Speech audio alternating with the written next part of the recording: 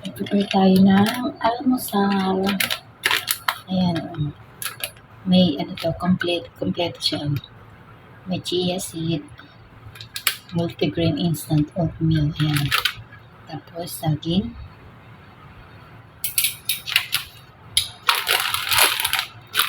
Buksan natin ito. Wala tayong, kasi nakalagay dito strawberry tsaka blueberry. So, ang ilalagay ko lang is saging. Okay natin. Tapos add natin ng hot water.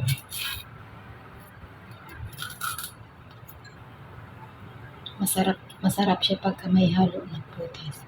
Pag nito lang ang gagawin natin. Yan.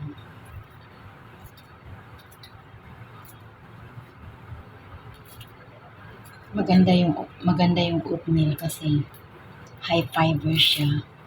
Sa mga gustong mag-diet, i-try nyo yung oatmeal kasi ang oatmeal high fiber, and then madali kang mabusog, hindi ka kaagad makakaramdam ng gutom. So, kaya good siya sa mga nagda-diet. So, ako naman over-diet. Kaya, tapos lagyan natin ng gatas. So, wala tayong gatas na, merong gatas dyan na malamig. Ayoko ng malamig. Yung gatas na fresh milk. So, lagyan natin ng powder milk. Tapos, add natin ng hot water. So, yan.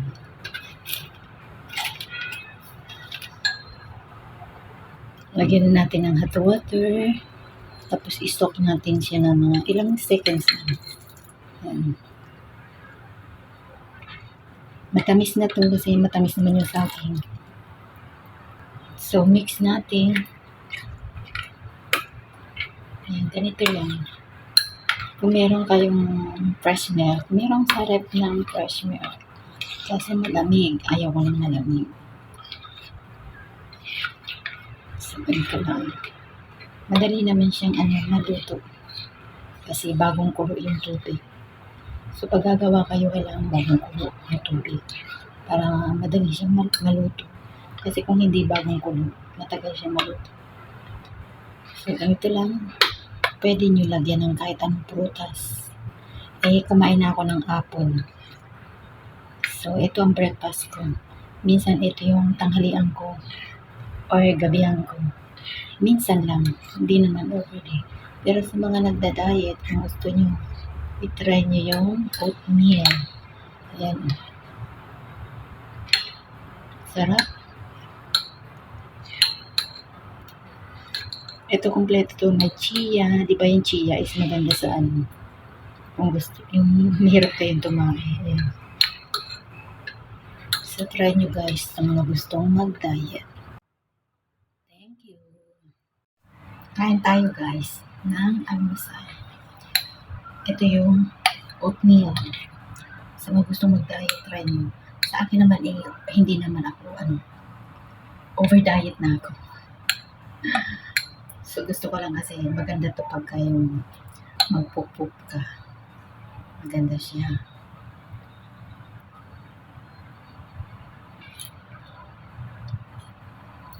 Try nyo kumain ng ganito. Tsaka pagka itong kinain nyo, madali kang mabusog. Hindi ka kaagad makakaramdam ng gutom. Kailangan natin yung high fiber. Sa mga kumakain lagi ng karne, high fiber, kumain kayo ng haluan nyo ng high fiber. Kasi pag laging karne yung kinakain nyo, dyan yung sinasabi nila na nagkakaroon ng mga sakit-sakit ba.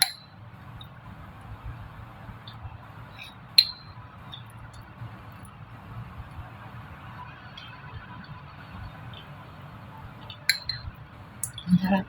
Nalinam lang.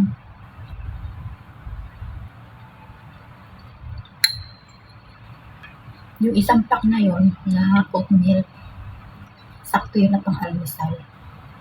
Talagang nakasukat na. Tapos, kasi umaalsa siya pagka nalagyan ng tubig.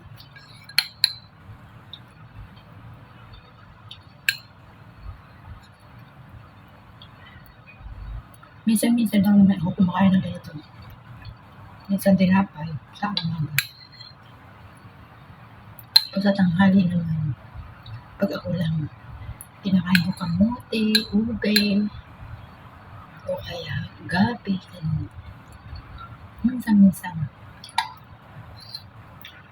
Kailangan balance ang pagkain natin. Ayaw kasi dati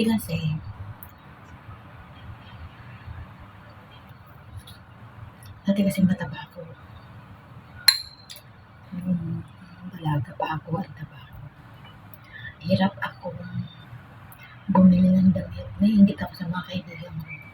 Kasi ang gaganda ng katawan nila. So, diet ako ng diet. Hindi ako tumataba. O hindi ako pumapayat. So, ang dami ko ng mga paraphernalia na mga binibili para lang pumayat. Nung nag-asawa ako, doon lang pala ako papayat. Dahil sa pills. Nakakapayat pala yun pag hindi kahiyaw.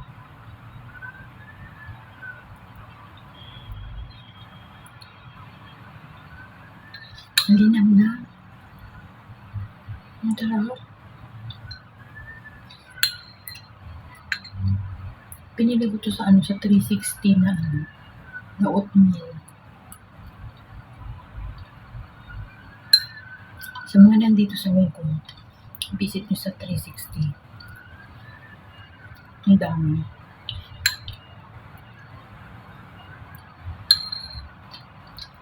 Dalawang klase siya. Yung green at saka pula.